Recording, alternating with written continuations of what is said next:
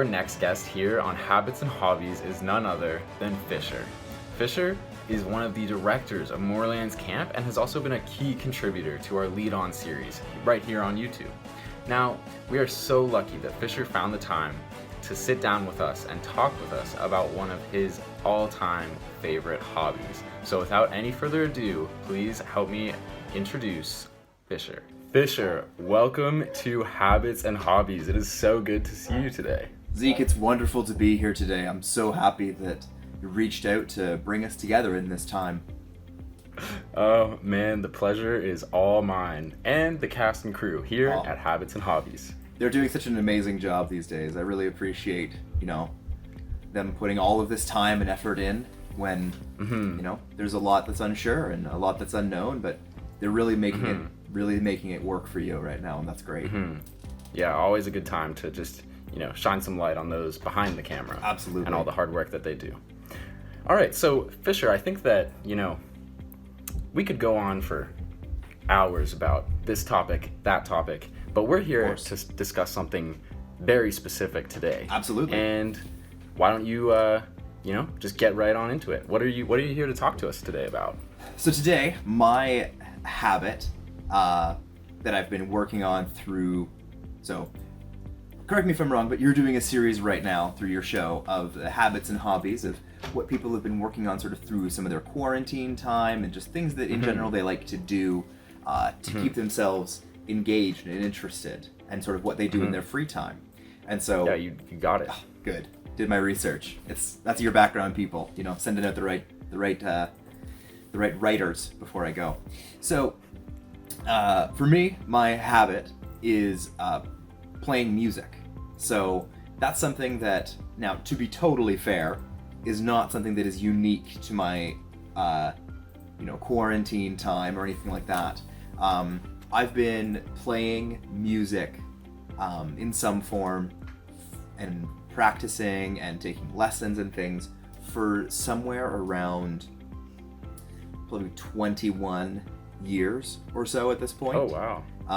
I started with piano, and then actually maybe closer to 22 years. Not there's a huge difference between the two, but I started off with piano, which I played for about 15 years solid, and then after that I picked up guitar, and then bass, and then drums, and kind of then everything else a little bit after that. Things like flutes and stuff like that I can't touch, but pianos and guitars are my main two instruments. As you can see by this wall behind me, there's definitely a few of those. This mandolin that I have over here is not something that I'm particularly good at. It's not actually mine. That belongs to someone else in my household. But it has a nice place up on my wall. Yeah, it looks super cool. We share that space. So, it's very nice, but that is a little outside of my realm right now because I haven't spent the time to practice it yet. But what you can't see in the shot is over here on this side is a piano that I have as well, like a little keyboard. Oh, very cool. So, what would you say? Let's say Fisher is, say you are stranded on an island, perhaps the island of Moorlands Camp. Right. And you can only bring with you one instrument. Yep. And let's say you're going to be stuck on this island for 6 months. 6 months, okay. What instrument are you bringing with you? I am bringing this one right here, my acoustic guitar, because these other ones here that you see, this sort of bluish green one and this black one over here, they're the electric guitars, so they need power and they need like an amp and they need different things to make sound. Otherwise, it just sounds like this. And so that's not super helpful when you can't make any noise, but otherwise it's much more usable, and you can actually play it without power, without electricity or anything like that.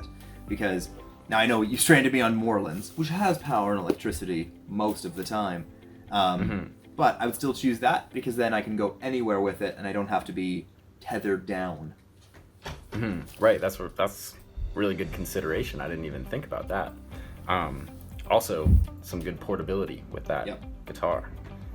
And so when you're when you're playing music, certainly to have a hobby that you've been interested in for almost 22 years now, there must be, something really special about it for you. So Yeah. what would you say is like, when you really think about music, what do you like about it? What keeps bringing you back to it? Ooh, that's honestly a super good question, and one I've answered a couple of different times, and it kind of depends on the day to be what my answer is for it. I think what keeps bringing me back to music is I'm a fairly creative-minded person, and that comes out a lot in some of the stuff that I do at camp and things like that. But this has kind of always just been like an outlet for some of that, and I've always loved listening to music, and sometimes I'll have things in my head, and being able to recreate some of those sounds that I've heard, or find different things, or be like, ooh, that sounds really cool. Just it's like I enjoy it for myself as much as I also enjoy making it for other people. The other day, I was actually just on a Zoom call with Johnsy, who I believe is known to you and your viewers. And I was showing him something, and he was like, man, that just sounds so cool. It's so cool that you're able to play that and make those kind of sounds. And because it's something that after 22 years, or after a really long time of doing something, you can definitely take it for granted. And it's definitely something that I struggle with, and I want to encourage your viewers with as well, that, sometimes something that you do, that you may be good at, or that you have as a hobby or something, when you do it all the time, you're going to be the person who thinks, I'm not that good, or, I wish I was better, or there's the comparison game is what you fall into. And sometimes that's something that, you will always be your biggest critic. And having, especially with music, it's so easy to compare yourself to people who have far greater skill. But you gotta think sort of what's your motivation behind it, what keeps you going. And for me, a lot of what keeps me going with music is I love just being able to create with it. And not necessarily for others necessarily, but just for myself. It's something that I kind of have that motivation to myself with. And then when others do hear it, they do enjoy it, which that sort of is a huge spike in that enjoyment as well. Right. That's awesome. I definitely have a couple thoughts about that. Is that when you talk about kind of playing your music for others, it's definitely something that you might do individually, and it might be something you spend a lot of time on your own doing. But something that we've seen with all of our interviews so far on Habits and Hobbies is that a lot of activities, or a lot of hobbies that can kind of, when you just think about it, it might be a singular activity, like Jody was talking about going for runs, or Johnsy talking about baking, but both of them, and even Cheerio talking about painting as well. Everyone talked about how when you kind of come together and are able to share that with other people, it becomes a more rewarding experience. Yeah, absolutely.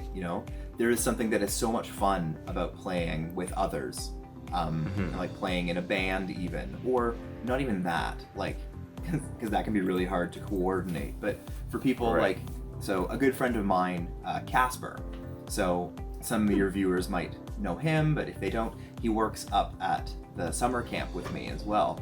And so he's very new to playing guitar, he's picked that up sort of within the last year or so. Cool. And I have tons of fun.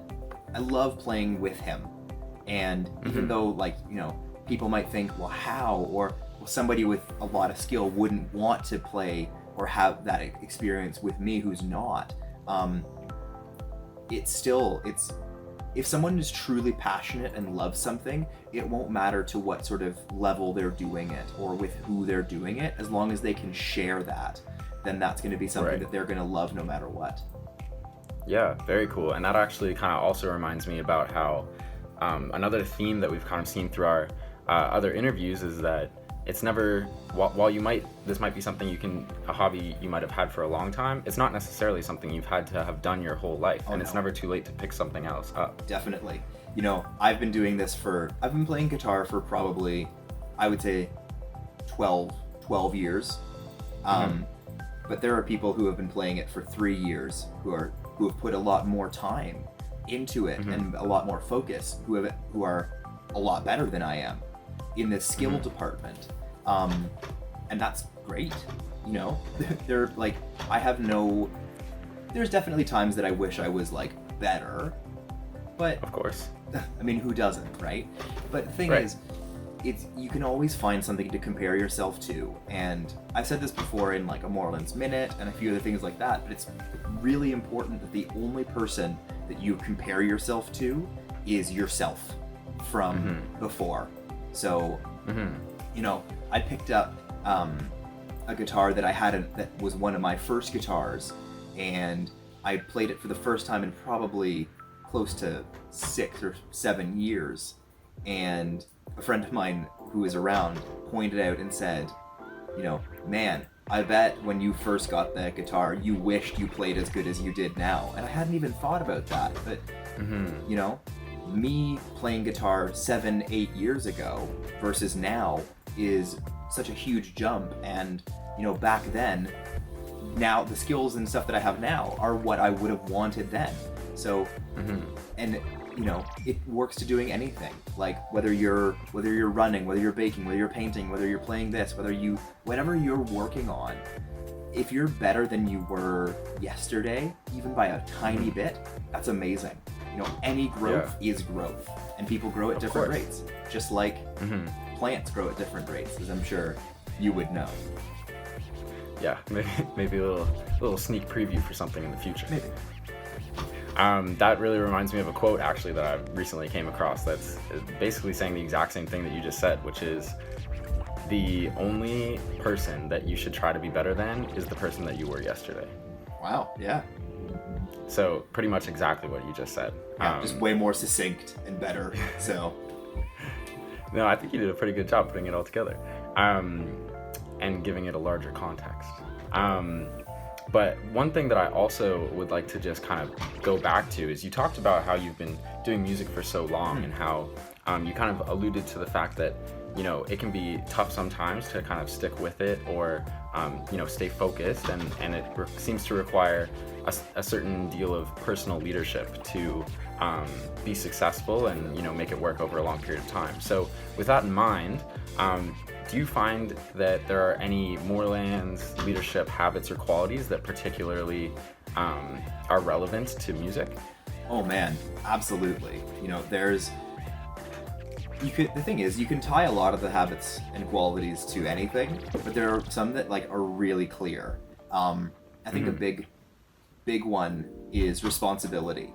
You have to take care of the stuff that you have, otherwise it just won't work. Especially with a guitar where you have the strings to keep care of and the wood itself, and you can't just toss it down. I have these all here up on sort of these wall hangers to keep it up and away and keep them safe. I have a couple of bags and cases for if I need to take them anywhere.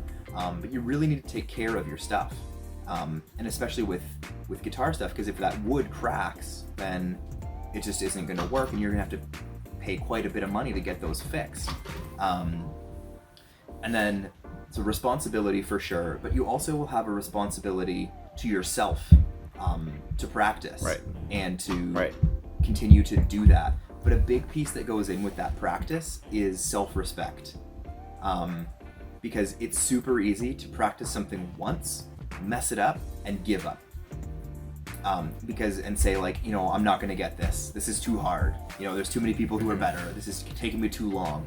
But having that respect for yourself to say, hey, it's okay to not be that good or to not have it nailed down right now.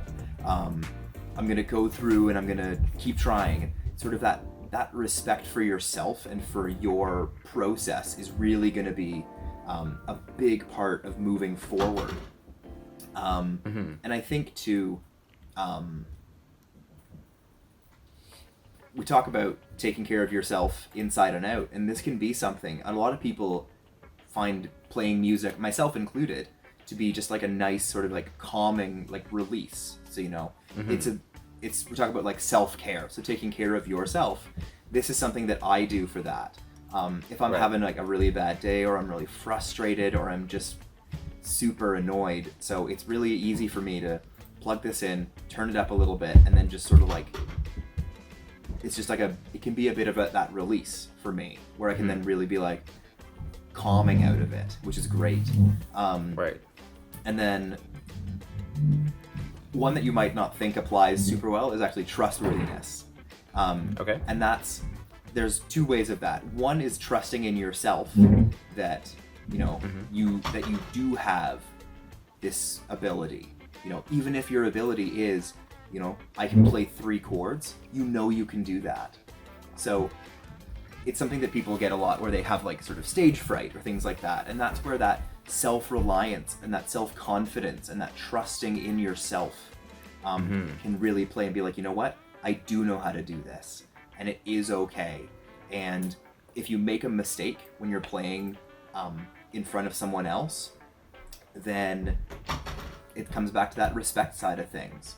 And the other is too, people will say things to you like, oh my goodness, that's amazing, or that's great, or hey, that was really cool. And that's not just about music in general, but if somebody says that to them, I'm trusting that they're telling me the truth, that they're not coming up and they're not just saying like, oh yeah, that was great, because they have to say that, right? No one's choosing to be mean or things like that, but I'm trusting in someone that when they pay me that sort of like compliment, or when they say something, or even if they don't, I'm trusting that they're coming from a place of honesty with that and integrity. Right. I actually think that's a really good lesson for everyone to take away, is that kind of on the flip side is when people are opening up and kind of sharing their hobbies with you, it's definitely really, really important to make sure that we're being respectful of what they like to do and how much work they put into it, and then also being trustworthy and giving honest and respectful feedback, because we know that if it's something that's important to them, they're probably going to take it very, very seriously. So absolutely, I think that's a really good point. It can be really scary to share something so close to yourself like that. Definitely. Right. Yeah, and also another one that you basically explained, that one of the things that you talked about can be tied back to is when you talk about how it can be like playing music can be like a good release, or a good thing to do to kind of, maybe if you're not feeling so great, you can do that and maybe just have some time to really think about it and reach some clarity. That really relates really, really well to choose your response as well. True, absolutely. All right, perfect. So of course, as we've seen with all of our hobbies that we've gone through over the past couple weeks, there are so many different applications of the Moorlands leadership habits and qualities in these everyday activities. So that's awesome to hear. What we're gonna do now is, I believe that you have brought a little something to share with our viewers today. So what I brought is, I figured it's it's the music one, and so what I would bring is it's kind of twofold. I'm excited. So I brought this guy right here behind me. Look at that over there. There we go. This is one of my guitars, and so this is one that I've had for quite a while, but I actually just recently got it fixed because it wasn't working properly for a while. And I've got it running through my speakers and everything, because it's one of those electric ones, so you should be able to hear that pretty decently. Yeah, beautiful. It's music to my ears. Well, yeah. So what I really wanted to bring, though, was this. So you might not be able to see it super well. This is called a capo. So what it does is you put it on over sort of like one of these lines that you see on here. You put it over there, called the frets, and what it does is it moves and changes where the bottom is. So right now, these don't do anything. So now the open note, or the open string of this, is no longer playing from here, but now it's playing from here. So now the bottom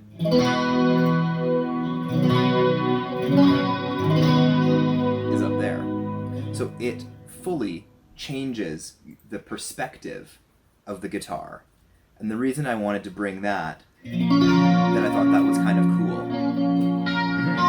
Yeah, that's very interesting.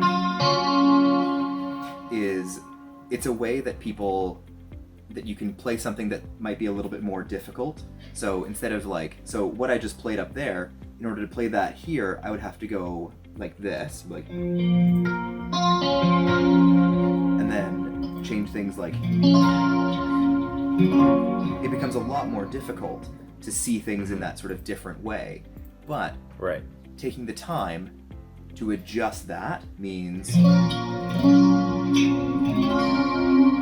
you can accomplish things that you wouldn't have been able to if you didn't have this. So, and I thought that was interesting because it can relate to a lot of different things, So I have 12 years worth of skill, but without this little piece, there are things there that I wouldn't be able to do. And, you can come at things with the same perspective that you've had for 12 years, 15 years, 8 years, and you can have all the skill in the world, but until you sometimes maybe have to shift your perspective or come at it from a different way, you might not be able to accomplish or see those different things. And I thought that was a decent little lesson you could take out of that as well. Yeah, that is super interesting. And another thing is that, just when you think maybe you've got it all figured out and there's no more to do, there's all these different little, variations of things to keep going. Absolutely. There's always more to do, always more things to try. Very, very cool. So, if you don't mind, I have a little bit of a activity for us. I was hoping you would. To, see what we can do here. Now, I myself am not too, read up on my music knowledge, my music theory. But what I do know is that there are some letters involved with music. Now that might be a very simple way of putting things. However,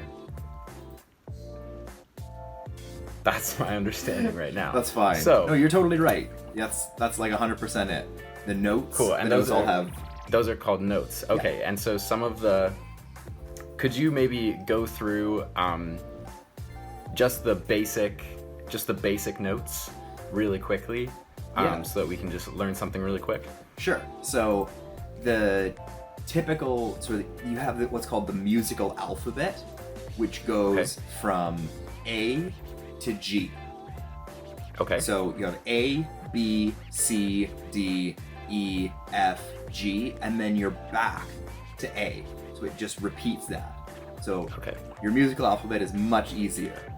And so the basic idea of that, so you have, if you had an A, right? You go. Okay. Then the next note would be, what? What would be the next one in the alphabet? B. B. Absolutely. C. Yeah. D. E. F. G. And then the last one is back to A. Cool. Absolutely. Good thing. That's a really good thing that Cheerio went over the cursive alphabet with us last week. That was a really good refresher for that activity right there. Yeah. So those are sort of your core notes. There are some slight differences. Like you could have, if you had an A, then if you had a B, right? So like you can actually have that. There's a note in between there, so you can see if A is here, and B is here. This one in the middle is a B flat. So it has a very different sound, and it has its own sort of like notes that work with it, like.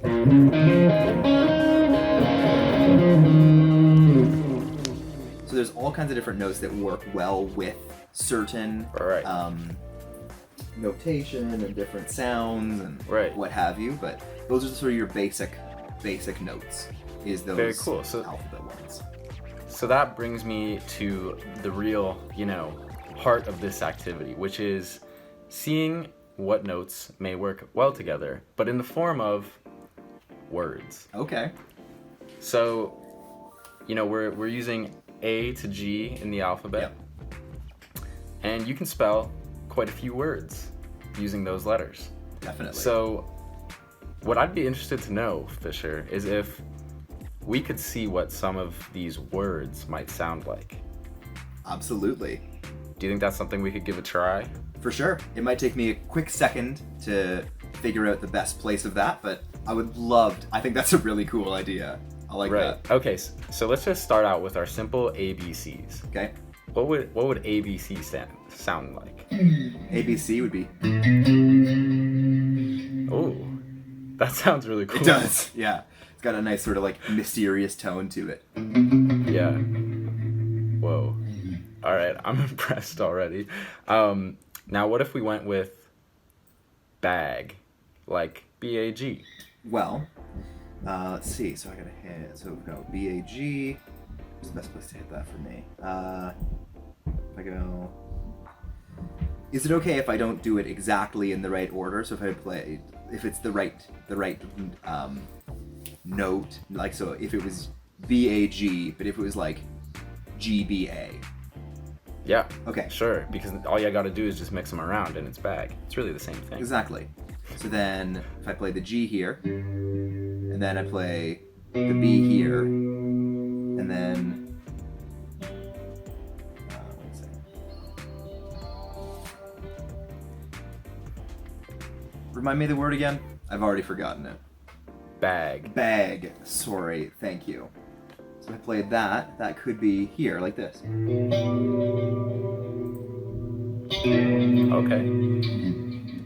Okay. Okay. It kind of works. Pretty interesting. Now, here's a big one. Okay. Fade. Fade. Fade. Do you think we could do something with that? Definitely. So we got F, A, D, and then G. The easiest way, that'll be it. So if I just go, so this is fade. Okay, interesting. I could see that working well with the ABCs there. Yeah. So that's fade. Now, just one quick little adjustment. What about face? F-A-C-E.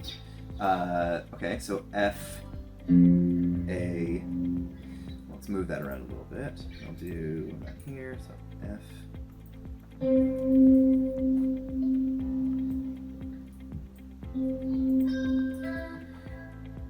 Here we go. Here's face. Ooh.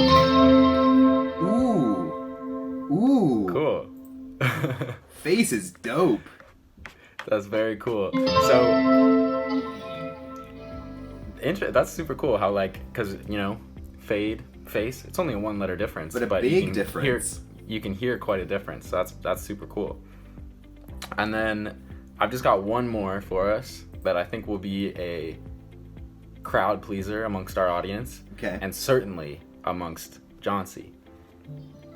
The last word that we are going to see what it sounds like is dab. Dab. D. Excellent choice. D-A-B. D-A-B. So we got... yes. Let's see. And then... I'm gonna think real quick. So we got G.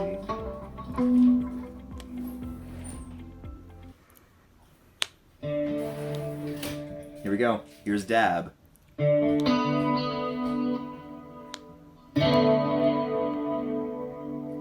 Okay.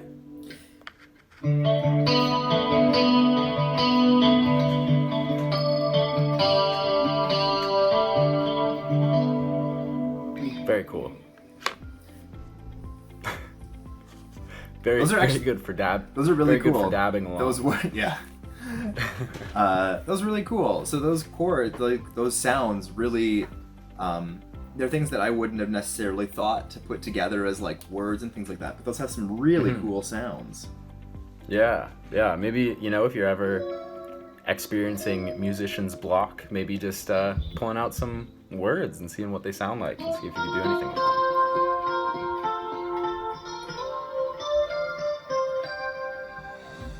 That was Ooh. based around face a little bit there. Ooh, Yeah. I like that. So, I think. What what was your favorite word of those ones?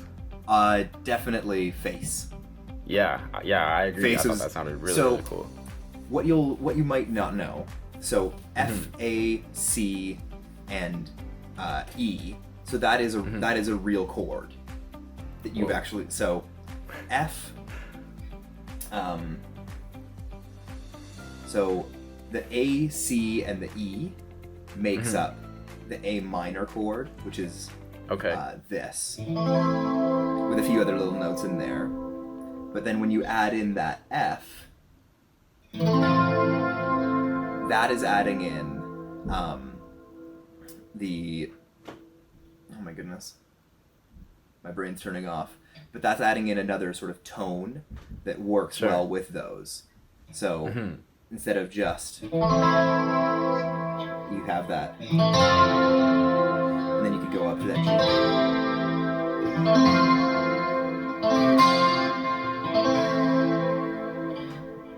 Very, very cool. Yeah.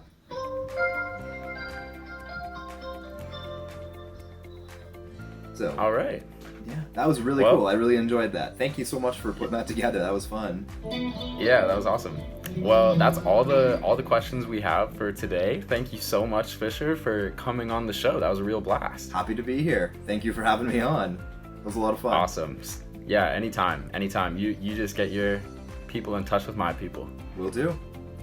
All right. Well, I guess, we'll see you next time. I guess so. And, I guess. Moreland's kids. We out. We out. Maybe you could play us off into the sunset with a little something. Ooh. I might have to see what I can do here. Then a bit of pressure, but.